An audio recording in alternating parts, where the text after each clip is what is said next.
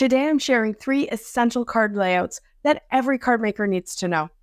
They're simple and they work for every occasion, every recipient, every design style, every theme, every color scheme. Let's jump right in.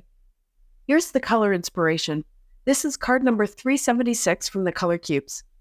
I chose only 4 of the colors, partly just because I find 6 to be too many, but also I think that dark green is just a darker shade of the lighter green, and I'm pretty sure I'm going to get the orange when the pink and yellow blend. So don't ever feel like you have to use all the colors in any palette. Just do what suits you best. Next, I'm digging into my stash today, and I want to explain that I'm using very limited supplies today. And that's just to allow us to focus on the layouts without worrying about techniques or supplies. These Daisy dies come from Agility Advanced Design, and they are old favorites of mine. They're clean and graphic, and they're very versatile, as you'll see. And I've got this Eyelet stencil from a Colorful Life Designs. It has kind of a daisy pattern in it, which I think will work well with the daisy die cuts. Finally, I've got 2 sentiment sets here from the ink blot shop. First up is what I'm calling the basic layout. Focal image over sentiment and done. Don't get distracted by the pink flower. As I said, we're focusing on layout today, and that daisy could be a star, a balloon, anything really. This card brings me back to my clean and simple days before I figured out how much I love experimenting with messy techniques. And see, I only used 2 colors on this card. This layout is great when you need a quick card or you have a beautiful focal image with a simple message and you really want them to stand out. Next, here's the same layout, but with a few simple changes in case you're not that into clean and simple. First, I made a ground or faux mat for my daisy. I created it by masking off a square in the center of my panel and blending my pink ink in the square before layering the stencil over top to add another coat of ink and a bit of that eyelet pattern. My card base has a solid layer of the pink ink, so with a few small changes you get a different, richer look, and already you can see that this basic layout works with different styles. This stepped-up version will work well when you have a beautiful focal image that you want to be the star of the show, but you want a little more interest in the background, or a little more color. And don't be afraid to turn the layout. Here, I've put my daisy on the left-hand side of my panel, and I stamped the sentiment to the right. This gives a very similar look to the first card, but the change in balance is a little unexpected. If you wanted, you could turn it so that the flower is in the center and the sentiment is vertical like a stem. That's another fun look. So there's lots of ways to play, even though there's really only 2 main elements on this basic layout. Layout number 2 is a grid layout. This one's probably my favorite. Again, there's a ton of ways to customize it, and that'll depend on your card size, your element size, and maybe even your patience. Because I love square cards, I often use grids of 4 and 9.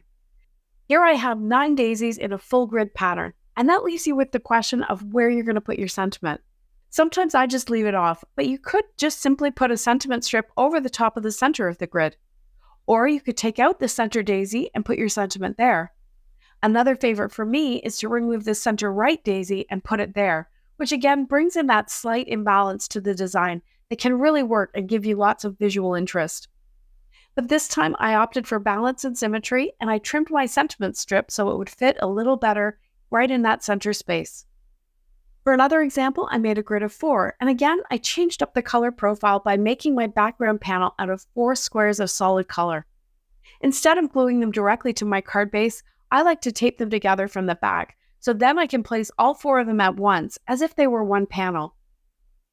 I broke up all that color by making my daisies white, and this time I used a bigger circle for the centers. See how that gives you a different look? Up until now, my happy birthday sentiment strips were created by fussy cutting around the solid black stamping. But with this one, I used a die that came with a Tailored Expression sentiment set that has a number of different sizes of strips. I chose the one that fit the best, and I used it to trim this black on white sentiment. And this time there's enough room left in the center for the sentiment, and I don't have to remove any daisies. A grid layout is great for showing off a number of small stamps or die cuts, and it can range from 4 like here, or up to say 10 by 10, where you would have 100 small areas.